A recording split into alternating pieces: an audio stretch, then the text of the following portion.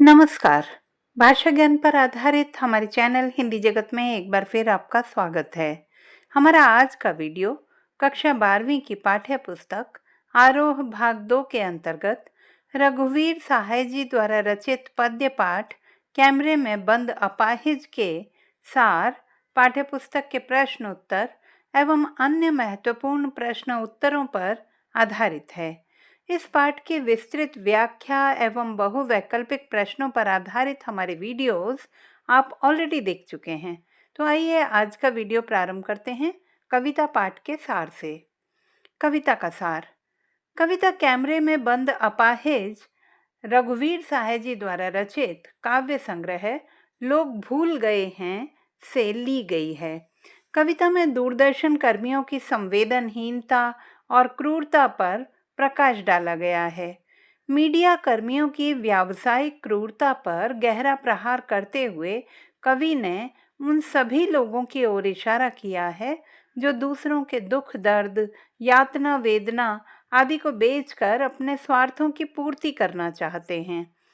यह कविता television studio के भीतर की दुनिया को समाज के सामने प्रकट करती है।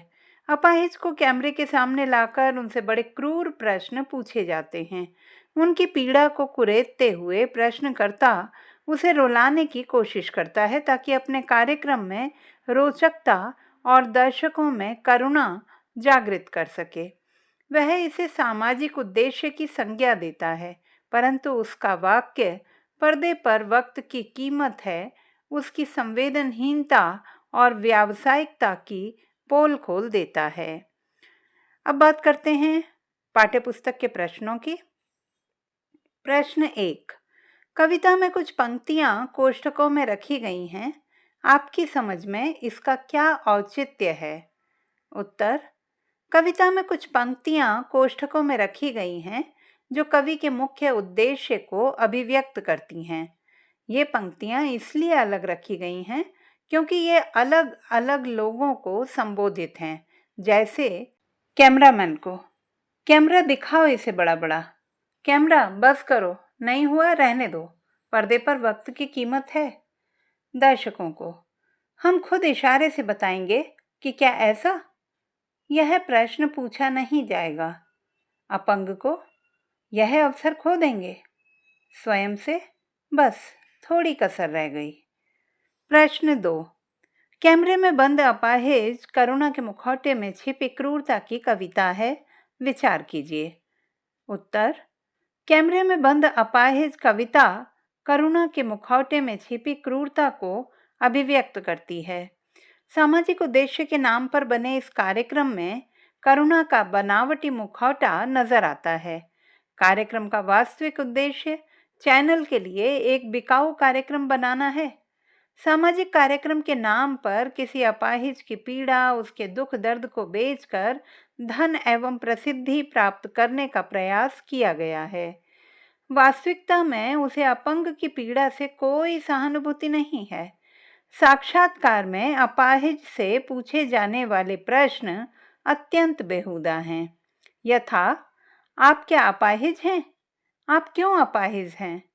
अपाहिजपन दुख तो देता होगा। अपाहिज होकर कैसा लगता है? इन प्रश्नों में कहीं भी करुणा का भाव नहीं है।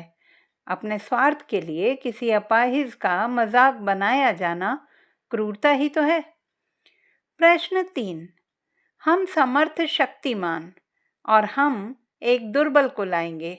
पंक्ति के माध्यम से कवि ने क्या व्यंग्य किया है? उत्तर। हम समर्थ शक्तिमान पंक्ति में व्यंग्य निहित है। इस पंक्ति के माध्यम से मीडिया की ताकत और कार्यक्रम संचालकों की मानसिकता का पता चलता है। कार्यक्रम संचालक अपने प्रचार प्रसार की ताकत के कारण किसी का भी मजाक बना सकता है। अपने व्यावसायिक लाभ हेतु वह मानवता को त्याग कर करुणा को भी बेच सकता है। अन्य अर्थ में एक सामान्य व्यक्ति किसी अपंग की तुलना में अधिक समर्थ होता है। इसी प्रकार दुर्बल को लाएंगे पंक्ति में अपंग के प्रति दया, लाचारी और प्रदर्शन का भाव है।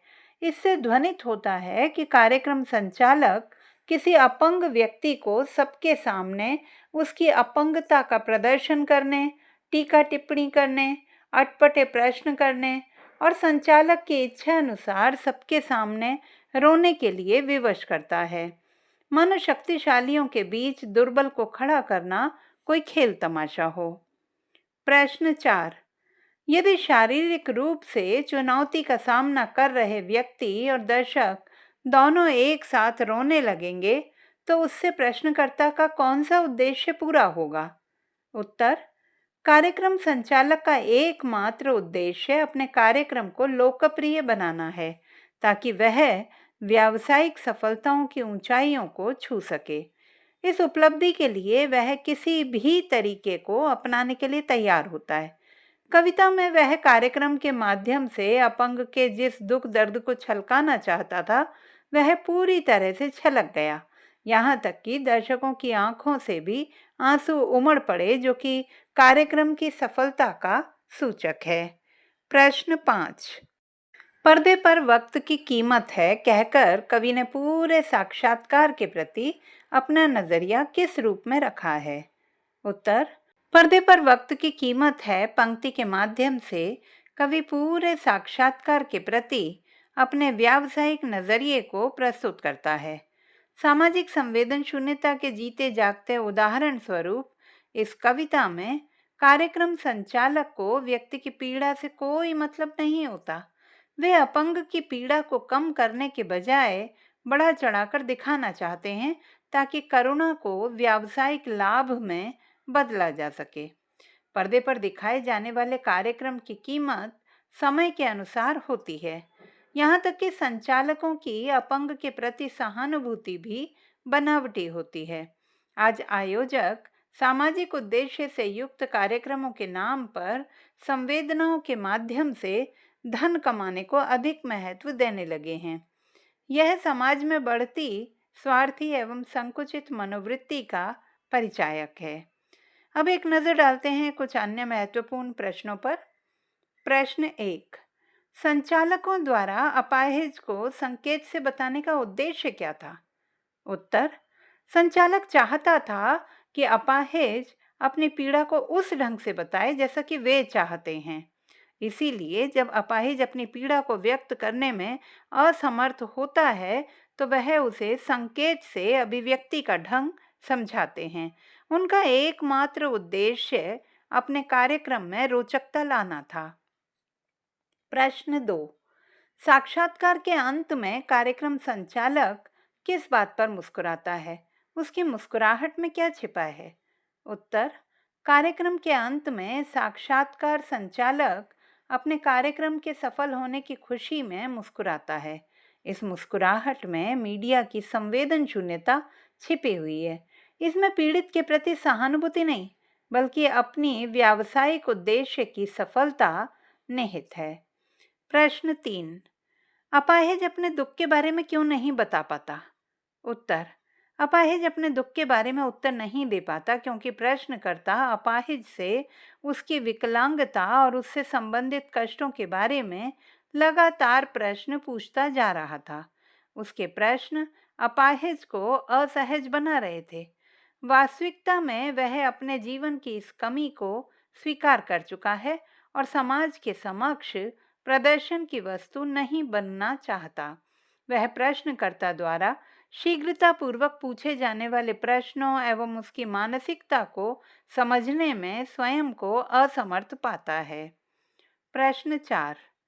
कैमरे में बंद अपाहिज शीर्षक की सार्थकता को सिद्ध कीजिए। उत्तर: कैमरे में बंद अपाहिज कविता दूरदर्शन के कार्यक्रम संचालकों की मानसिकता पर व्यंग्य करती है। यह शीर्षक कैमरे के सामने एक लाचार, बेबस अपाहिज की पीड़ा और मनोदशा का सार्थक प्रतिनिधित्व करता है। तो बच्चों, आशा करती हूँ कि हमारा यह वीडियो आपके लिए अत्यंत सहायक सिद्ध होगा। भाषा संबंधी किसी भी समस्या के समाधान हेतु बने रहिए सुनीता भटनागर हिंदी जगत के साथ। आपका दिन शुभ हो।